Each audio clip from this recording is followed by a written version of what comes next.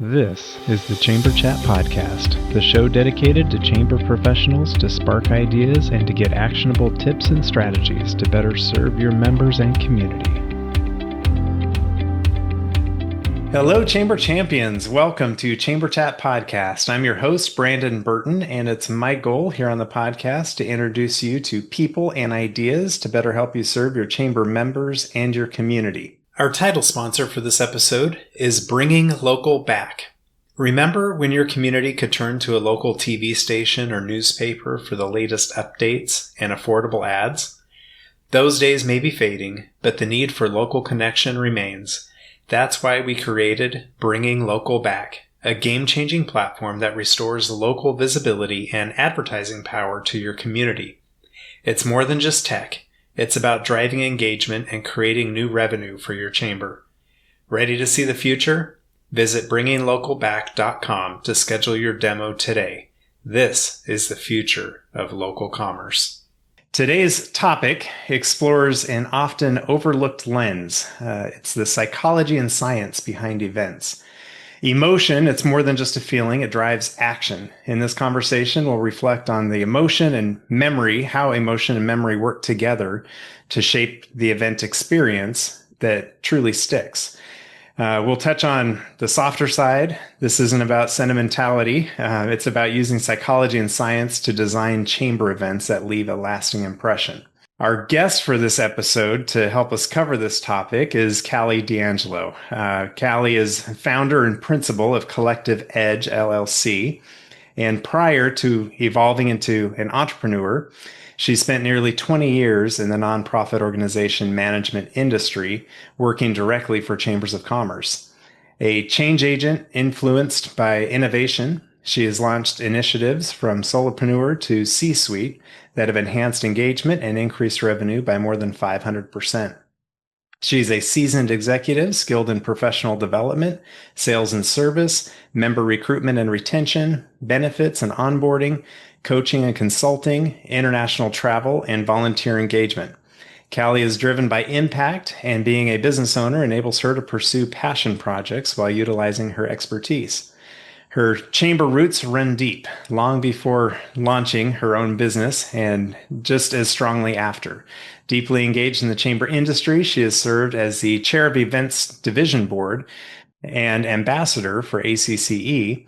She also is a past member of the Georgia Chambers Diversity and Inclusion Council. A proud graduate of the U.S. Chambers Institute for Organization Management, she's contributed as class advisor, board of regent, and faculty. She was nationally recognized in ACCE's 40 Under 40, and as a business owner, she continues to serve and support chambers across the country, frequently tapped as a speaker and instructor for state and national associations, including the Florida Association of Chamber Professionals, Indiana Chamber Executive Association, and Tennessee Chamber of Commerce Industry, and more. But Callie, we are excited to have you with us today here on Chamber Chat Podcast. I'd love to give you an opportunity to say hello to all the chamber champions who are out there listening. And often I'll ask for a unique or interesting fact about you, but today I want to ask you about an experience, whether big or small, that's helped shape how you show up professionally. Awesome. Thank you so much, Brandon, for having me. I'm very excited to be featured on today's Chamber Chat Podcast. And hello, Chamber Champions. If I have not had the opportunity to meet you, I hope that you find this session today valuable. And if there's anything I can do for you, please feel free to reach out. Look forward to spending some time with everyone today. To answer Brandon's question, I don't know that I'm super interesting. So we pivoted from that slightly because I always struggle with tell me something interesting about you. And I don't find myself very interesting, frankly. Nobody does, but everybody else finds you interesting. So that's to be determined. We'll see after the session today, right? But right. When I think back on my chamber career, one experience, big or small, that's shaped how I show up professionally. There really has been a common theme of women supporting women.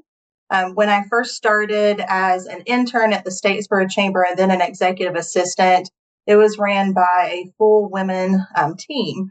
And they really took me under their wing and helped develop me professionally because I was super young in the space, right? So That was very helpful, their guidance. And then when I went to the Tourism Council on Tybee Island, I had a great group of women that got me plugged in. Then I got another opportunity from a professional woman that connected me with the Savannah Chamber. And then when I was with the Gwinnett Chamber, I first was in their programs department where I learned a lot about executive presence and leadership from Alicia Crow, who is still their SVP of programs and executive engagement. And the organization is also ran by Nick Messino, the president and CEO, who is a champion for advancing women in the workplace. And then during my time at the Gwinnett Chamber, I was fortunate to be surrounded by female board members and leading ladies who were always so supportive. I started in the chamber industry so young, and a common thread throughout my career has been encouraged and supported by women professionals. They instill both knowledge and confidence in me, and their kindness and insights are still things that I carry with me today. That's awesome. Yeah, you must have started young. I mean, to be in it nearly 20 years, you probably started when you were like 9, right? Is that how that works? Yes. Yeah. Thank you. Okay. Well, tell us about Collective Edge. I think it'll help to kind of set the stage for our conversation today about what it is that you do and who you serve. Okay, awesome. Thank you, Brandon. So Collective Edge, we connect to collaboration and creativity and provide innovative approaches that advance organizations. We specifically serve chambers of commerce, associations, and nonprofit organizations nationally. So what does that mean exactly? Here are just some, top 4 examples.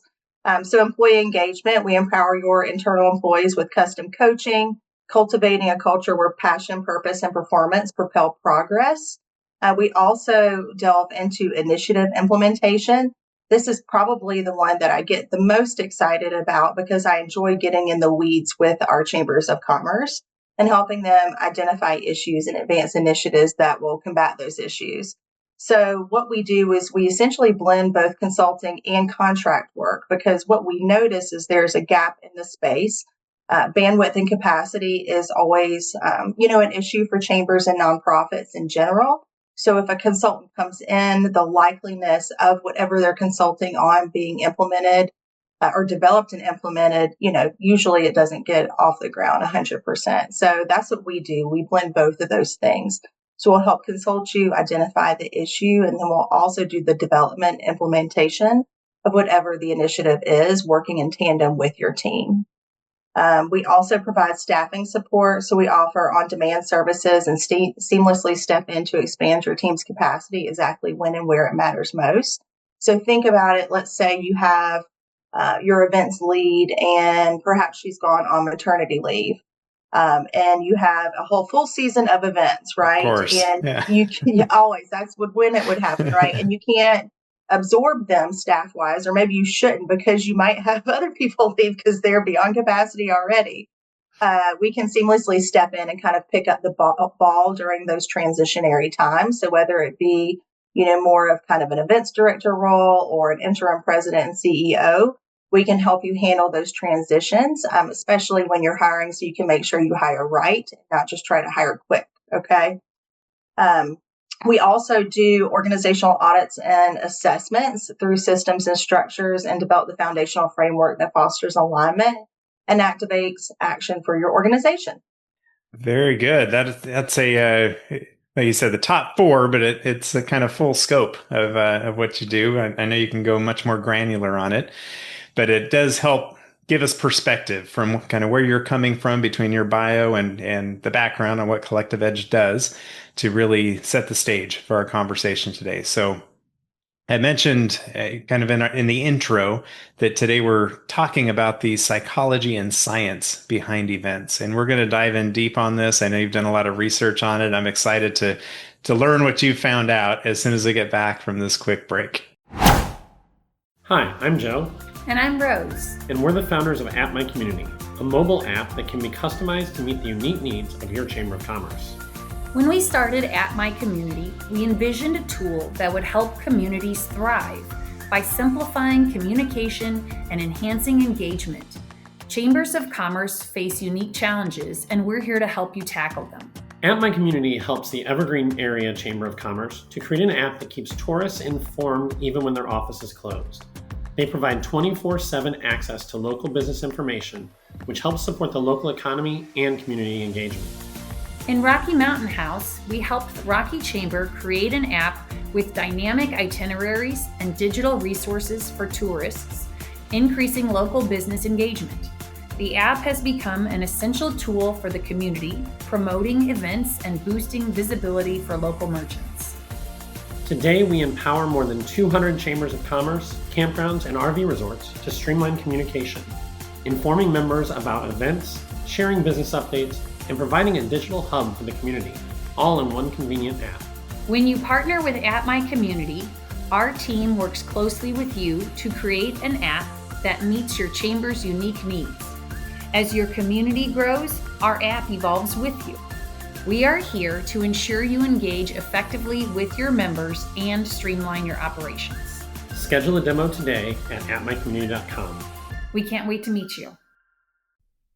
Chamber leaders, I know each of you works daily to boost your local economy and take your Chamber of Commerce to the next level. But let's face it, it takes funding, and lots of it. You need to know Resource Development Group. For 3 decades, they have been the premier economic development fundraising consulting firm dedicated to helping chambers of commerce and economic development organizations like yours thrive across the United States. Their expert team specializes in crafting customized fundraising strategies that drive tangible results so you'll be able to fully implement your community advancement and economic development strategies. Imagine having a partner who strives to understand your community's unique needs, brings national best practices to bear, and has the proven experience to secure millions of dollars in funding. Resource Development Group has successfully guided countless chambers of commerce in creating vibrant, sustainable economies. With their comprehensive suite of services, from campaign planning and execution to investor engagement management to best practice studies, RDG takes the guesswork out of fundraising. You'll receive personalized support and innovative solutions that make a real impact. Don't just take my word for it. Chambers of Commerce and EDO executives nationwide have praised RDG for their dedication, professionalism, and impressive track record of raising over $2 billion for their clients. Ready to see what Resource Development Group can do for your chamber? Visit them at rdgfundraising.com to learn more. Elevate your community, strengthen your chamber, and unlock new possibilities with Resource Development Group by your side. They build organizations that build communities. All right, Callie, we're back. As I mentioned before the break, our topic today is the psychology and science behind events. So this is a very unique lens. Obviously, chambers of all sizes are doing events all the time, but to really hone in on the psychology and science behind it and really giving purpose to the events is what intrigues me with this. But what sparked your interest in exploring this topic? Yeah, so Brandon, I was approached by ACCE in 2023 to present at their events and marketing conference, and they asked that I speak to event experience. So I kind of went down a rabbit hole because I didn't want to talk about florals and tablecloths, although that is a part of event experience, right? But I'm like, what does really dictate event experience? And that's memory making. So then that sent me down another rabbit hole of how do you create memorable event experiences?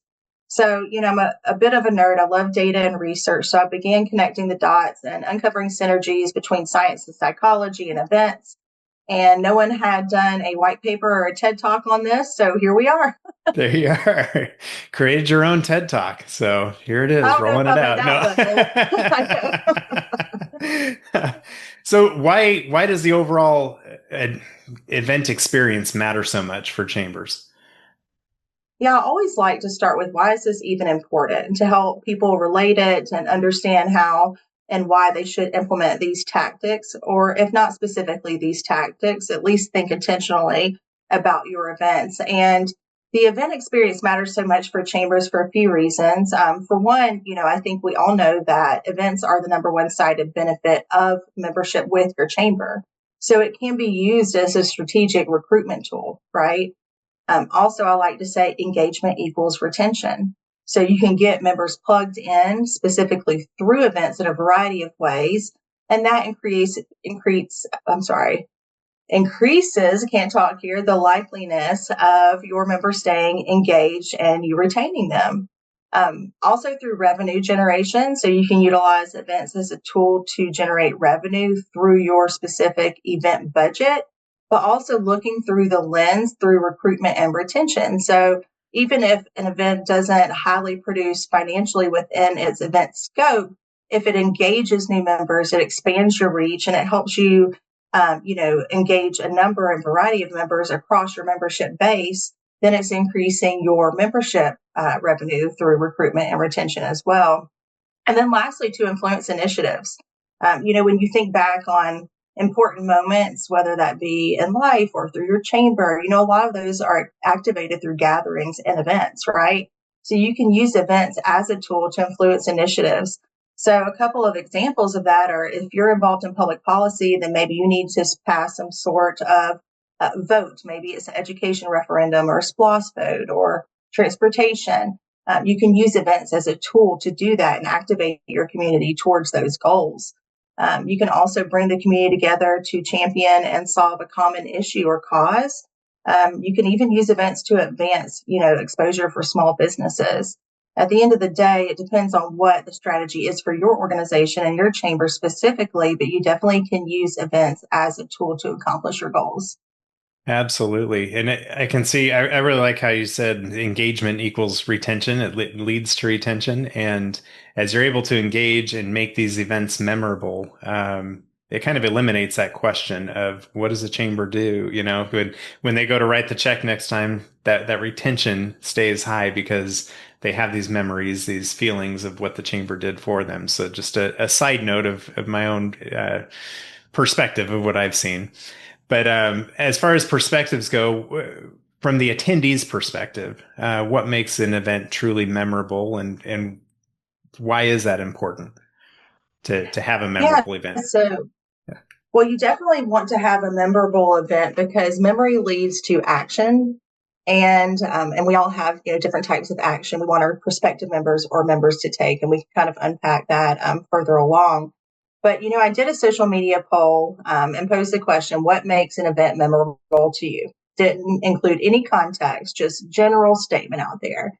And got a lot of responses back, but really the top kind of three were bucketed. And they were all centered around kind of connection and feeling. So the top one was connection, which is a feeling. And they said connection to the event and the people at the event. So that's what makes it memorable to them, right? So how are you getting the right people in the room? How are you facilitating those connections? Are you doing social engineering when you do your seating assignments and being thoughtful about that? So just, connection at the event. The second one was how the event made them feel. And we'll unpack that further along about how you can help, members feel a specific way through event elements. And then also just tactical elements. The experience, is it well lit? Can they find parking? All those good kind of logistical types of things, that's very important as well. And, I would say even if it's an object, right, everything speaks and everything has the ability to influence your event experience. Yeah, I feel like creating a memorable event really leverages what you're doing as a chamber too. So you're not, oftentimes we will rinse and repeat events over time, but if you're able to create an event that your members attend and they remember, man, you're getting a whole lot more leverage out of that one experience. So it's worth putting in the extra attention from what I can gather. Can you walk us through the concept of emotional memory and how it relates to events? Yeah, sure. So let's start connecting the dots here. I know everyone's heard of flight or fight instinct, right? That is how far emotional memory goes back. So the activity of emotionally enhanced memory retention can be linked to human evolution. So during early development, responsive behavior to environmental events would have progressed as a process of trial and error, and survival depended on it at that time. And then numerous studies have shown that the most vivid memories are of emotional events or occurrences, which are likely to be recalled more and with more clarity than just neutral events. Okay. So as we make the connection, how does the impact of memory affect retention from the event? Yeah, so findings show that emotions play a role at various specific stages of remembering, and those stages are encoding, consolidating, and recall. So the first stage of encoding refers to the process of interpreting incoming stimuli and combining the processed information. So emotionally arousing stimuli results in enhanced memory. So in this context, dimensions of arousal range from soothing to exciting or agitating. So both positive and negative experiences can be formed into your memory bank from your chamber events. For sure. So, yeah. People remember how that chicken was, right? The chamber chicken. Yes. It's so funny you mentioned that, because I actually have a sticker that I give out as swag that says, "I love chamber chicken" to chicken professionals, because if you know, you know. That's right. But yeah, you're absolutely right. I mean, you want people to have a good experience. But if they have a bad experience, they remember that too. So it's very important, that people aren't frustrated by the time they find you, that if you have award recipients that are announced, that you're taking the time to make sure you write out the phonetics of the pronunciations of their name on stage, right? Let's say someone brings their whole family because they're up for an award, and then you butcher their last name. So that's not a good memory to store, okay? So we have to be intentional on the front end to create these positive experiences. And then after encoding, we dive into emotional arousal increases the likelihood of memory consolidation during the retention and storage stage of memory, which is the process of creating the actual permanent record of the encoded information, okay? And then your third stage is recall, which is the process of being able to retrieve that information from your memory bank. And as we know from what we've covered so far, recall is dictated by your emotional state. So if you can increase and provide a positive experience at your events, then people are going to recall that feeling and that experience more. Yeah, I have definitely seen that. Now, when we speak to the word emotion, people might assume that in a professional sense that emotion doesn't really have a place. But from what I understand, it's not just about being emotional, right? There's a difference between emotion and emotional. But can you share some types of emotion that chambers might want to intentionally evoke through their events? Yeah, absolutely. And you're correct about that, Brandon. I think people, when you hear the word emotional or someone is labeled as emotional, there's a negative connotation with that, right? Makes me think of A League of Their Own, where he's like, "There's no crying in baseball," right? Yes. But I want you to cry at my events. I'm just kidding. But I do want you to be moved, okay? Depending on what the event is. So it's not just about crying. You want people to feel embraced or welcome. That's a feeling, right? You want your chamber to feel like a place of belonging for the business community. You may want your members to feel excited because you want them to champion your membership campaign and sell some memberships on your behalf. There are situations where you may want your members to feel contemplative, and considering the impact of an issue that you are discussing. You might want to ignite support around a cause, and you would want your event attendees to feel motivated. You may be having an award ceremony and you want your members and your event attendees to feel seen. So I would say, at the bottom of this, I would just try to understand what the goal of your event is and what emotions you can tap into to advance whatever that goal is for your event. Yeah. So let's talk about the tactics. What are the practical ways to evoke emotion during an event? So I would just think through your pre-event, your during event, and your post-event. So all the actions that you are doing at all of those stages. Okay. Pre-event, when you're promoting it, you can tap into emotion just simply through the language that you're choosing for your event's promotional copy. We are a chamber, but we don't have to be so buttoned up. And there's a way, if you have a strong event brand and if you have a strong chamber brand, that you can be a little bit more intentional in the copy that you're creating and the language in which you're using to promote your events. You can, implement emotion through video content and who you're interviewing and the questions that you're asking them and how you're staging that. You can, evoke emotion through thoughtful speaker selection. Okay. So someone that is telling a story through the photos that you use to promote your event. They don't have to be clip artish or super buttoned up. They could be more relatable to whoever you're trying to reach, right? More interactive, smiling, networking.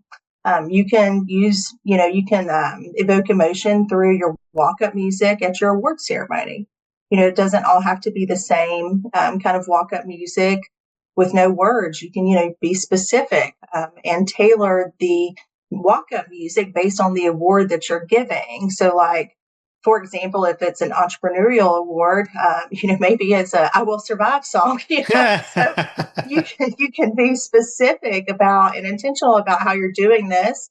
And then through lighting, some of those theatrical elements. So, like, if you have an award ceremony, we'll go back to that example. You have, your walk up music, and the lights are kind of going in tandem with your walk up music, right? So it's just kind of that build up and that experience that you're giving someone. And then lastly, through storytelling. I mean, there's a mile long list that we could go through, but I would just say the things that you're doing already, just be more intentional about it, right?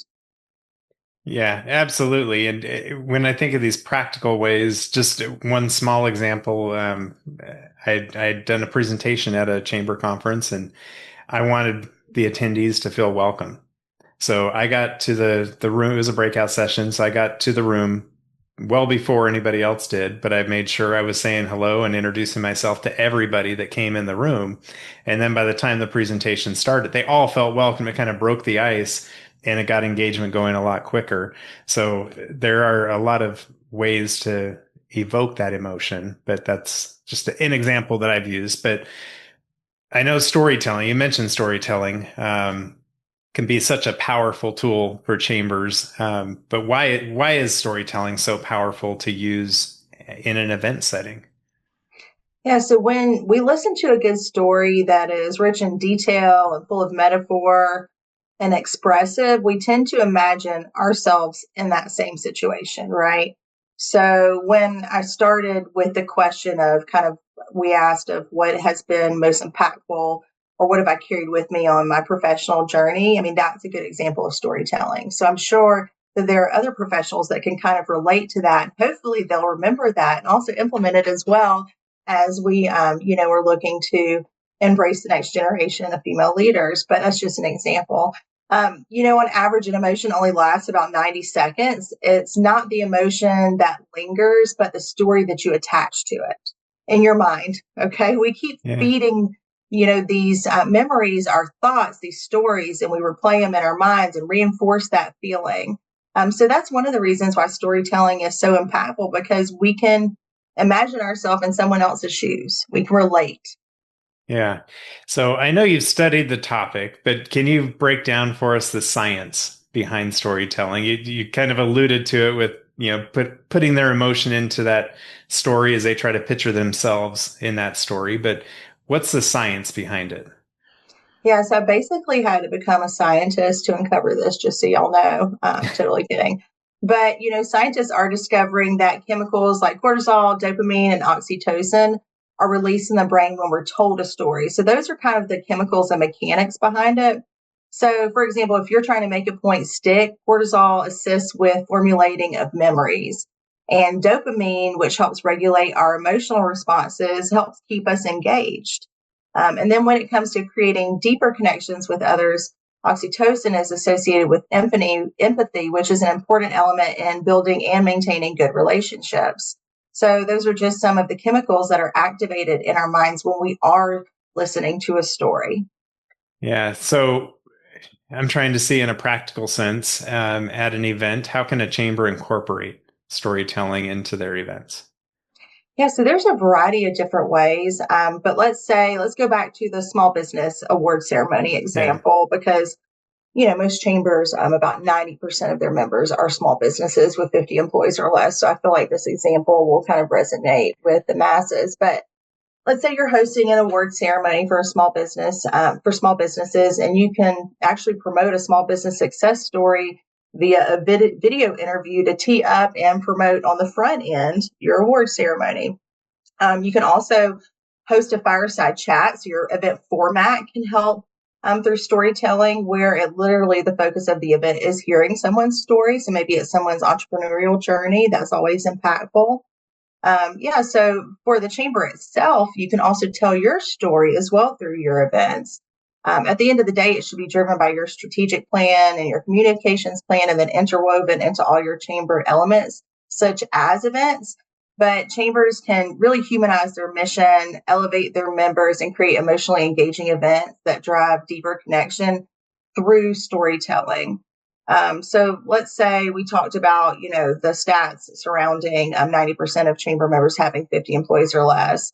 You can tie in the support of your small businesses into your events, if that's something that you're championing through your strategic plan, through your MC remarks, through highlighting members' entrepreneurial journeys. If you're able, let's say you got a grant for a small business through some connection at the chamber, then you could not, let's not just self-promote the chamber for doing that, but you can do a story on what that will mean for that small business. Okay, just really kind of connecting those dots and storing those emotional responses. You can do things like a why I joined or why I stayed campaign. So utilizing your members to tell the chamber story for you. You can also do this through like legacy moments. So like milestone anniversary highlights.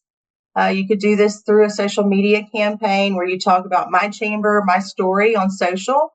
And you can also do future focused storytelling. I know a lot of us have state of events, right? State of the county, state of the city, state of space. So this is, those are really updates on where we are, but where we're going as well. So you can use those as a tool for future focused storytelling as well. That makes a lot of sense. There's no limit to when and how to incorporate stories into events, and I would even say regular communications through different channels like podcasts and YouTube and your newsletters and all the different things. But before we wrap up, I wanted to ask you for maybe a tip or an action item that a chamber professional can take today to elevate their next event. Yes. So if anyone's heard me speak before, it really always comes down to be intentional. That's typically my top takeaway. So I would ask you, what kind of story do you want your chamber to tell? What do you want to be known for? What is your chamber's legacy? And then how can you leverage events as a platform to tell that story? So I would say intentionality and cohesion across your organization to make sure everyone is working towards a common goal. So we're not siloed in events and siloed in membership, right? Really operating off of that strategic plan and who you want your chamber to be. And then, evoking emotion through events, through storytelling and all the different elements we discussed today.